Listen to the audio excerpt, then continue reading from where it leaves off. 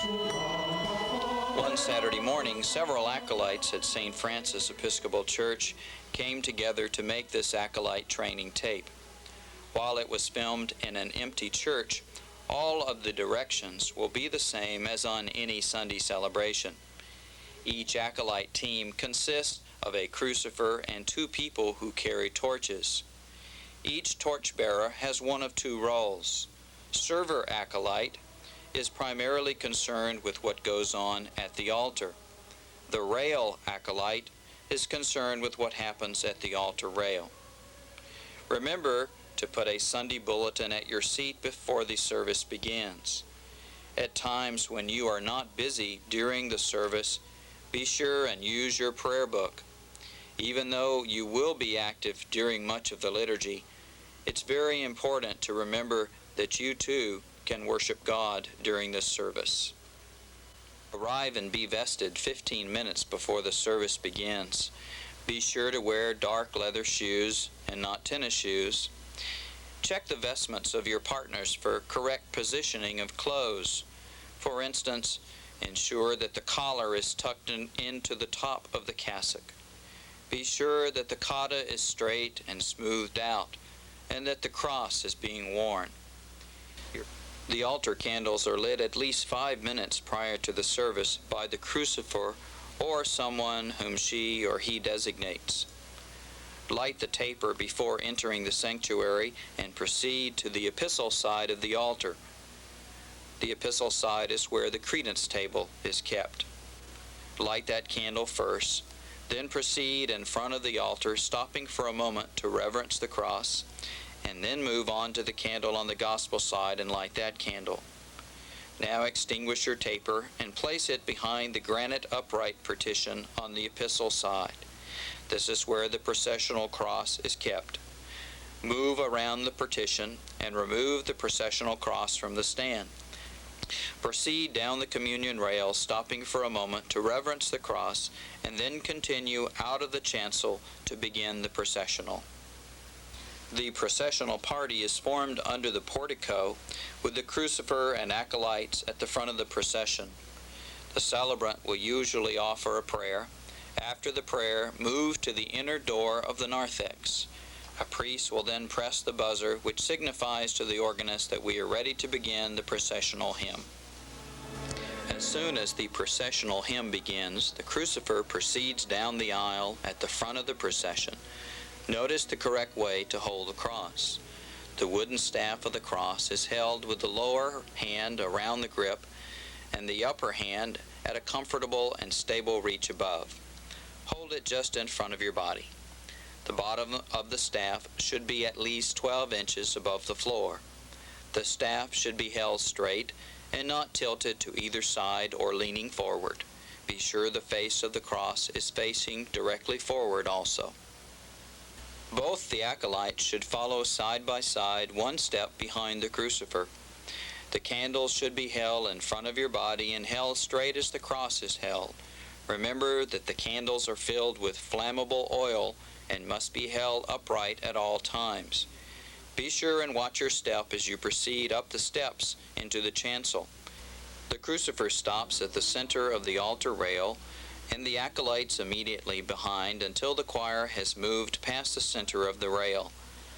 On the cue of the crucifer, as he or she begins to turn to the right, the acolyte on that side immediately turns also and proceeds to the partition, followed by the crucifer and the second acolyte. Insert your candles and the cross staff into their holders. The crucifer now goes to his or her seat in the chancel, remaining standing until the first scripture reading. The server acolyte and the rail acolyte proceed to the center of the rail, reverence the altar, and move into the sanctuary to your seats.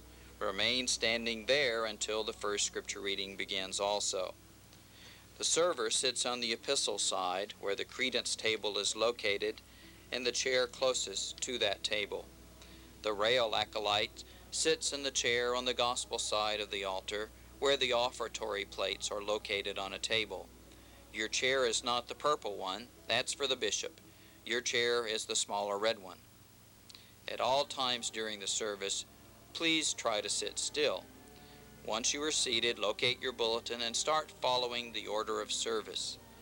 The Gospeler is the priest who will read the Gospel. When the Gospeler moves to the altar to collect the Gospel book, that is the cue for both Acolytes and the Crucifer to commence moving also to collect the candles and the cross. Both the rail and server Acolytes proceed together through the altar rail, turn together and reverence the altar, and then proceed directly to the torch stands and remove your torch. The Crucifer moves to the cross and removes it from the stand and waits for the Acolytes. The rail Acolyte then leads the Crucifer and the server Acolyte to the center of the rail where all three wait for the Gospeler. The two Acolytes position themselves one step behind the Crucifer. When the Gospeler has come down the altar steps and approaches the rail, this is your cue to turn. Acolytes turn to the center. The Crucifer leads the Gospel procession halfway down the nave aisle. This would be approximately in line with the center arch. Stop and turn to face the altar. Both Acolytes must be alert, watching for when the Crucifer stops. Stop and turn facing each other. Be sure that both your torches are held at the same height. As you see here, the height of the Acolytes varies, and the torches are not at the same level. The correct position is determined by the taller Acolyte of the two. The taller Acolyte should position the brass base of his or her torch directly at eye level. The shorter Acolyte must align his or her torch to the same height as the taller Acolyte's torch. At the conclusion of the Gospel, the Gospeler will move to the side and the Crucifer moves between the Acolytes and leads the Gospel procession back to the altar rail. When the Acolytes come to a stop at the altar rail, the Crucifer will give the cue to turn, and the server Acolyte leads the Crucifer and rail Acolyte to the partition to replace your cross and torch. Only after the cross and torch are both replaced should you then move to your seats and sit down. At the offertory, the rail Acolyte takes the offertory plates from the table and proceeds to the center of the altar rail. Stand aside first, as the oblation bearers will place the bread and wine on the altar. When the ushers arrive at the rail, present the plates to them. They will take them from you and leave. You will then place the kneeling cushion in position outside the rail and close the rail. Return to your seat until the Offertory Anthem is ended. When the ushers are ready to bring the offering back up the aisle, you simply move to the center of the rail and wait there to receive the plates. Take the plate from the usher on your right first, and then have the other ushers place their plates on top of the stack. Hold the plate securely as you turn and move up the altar steps, presenting the plates to the celebrant. Move to the side of the altar and be prepared to receive the offering plates after they are blessed. Place the plates back on the table, return to your seat, and remain standing. For the server Acolyte, your cue to move to the side of the altar is the beginning of the Offertory Anthem, or whenever the deacon begins to prepare the elements for communion. Stand at the side of the altar and assist the deacon. Take the cruets he gives you and place them on the credence table. Then, when the altar is set, you should take the lavabo bowl and the water cruet to the celebrant so that he or she may wash their hands. For the rail Acolyte, when the priests are making their communion, you then proceed from your seat around the partition to the top of the chancel steps on the gospel side. The Crucifer also proceeds at the same time as the rail Acolyte to the top of the chancel steps on the epistle side. During the administration of Holy Communion, both your jobs at the top of the steps is to direct people to the open positions at the altar rail. Also be alert and help anyone who needs assistance up the chancel steps. The ushers will be the last ones to go to the altar rail to receive communion. You follow the ushers to the rail and receive your communion. After receiving, return to your seat. The server acolyte must be prepared to present the water cruet to the priest for the ablutions after everyone has received communion. The priest, however, may choose not to use the water. As the organist begins the music for the processional hymn, the rail acolyte moves down to the rail and opens the gate, moves the cushion out of the way. Stand at the rail and wait for the server acolyte to join you. Also, at the same time, the crucifer gets the candle snuffer and proceeds to extinguish the altar candles, beginning with gospel candle first and then the epistle candle. Return the snuffer to the rear of the partition and move around to the cross. Wait there for the acolytes. Both the server and rail acolytes now move through the rail together, turn and reverence the altar, and proceed to secure your torches.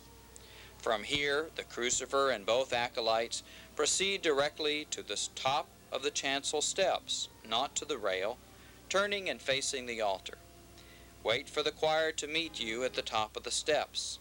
When they arrive, turn and begin your procession down the aisle. Remain in the narthex until the hymn is over and the dismissal is given. You are then free to move to the vesting room. Serving in worship is an important ministry and should be approached with dignity, humility, and care. The crucifer and acolytes should be well acquainted with the responsibilities and perform the duties with diligence. Sloppiness is to be avoided. Stiff or artificial movement is to be avoided. Careless or unseemly behavior is to be avoided. In all things, the server must be aware that the purpose in assisting at the altar is that God may be glorified. The best rule is that all should be done with dignity and care in the simplest way possible, so as not to distract the congregation. Consistent action aids this and helps prevent sloppy carelessness on the one hand and fussiness on the other. If you have any questions, ask the crucifer first, who serves as sort of a team leader. If you need still further directions, ask the priest. This videotape may not answer all your questions about serving, but it should assist you in learning the basic principles. Pray, work, and study that you may do all things in love, with faithfulness and loyalty to the glory of God.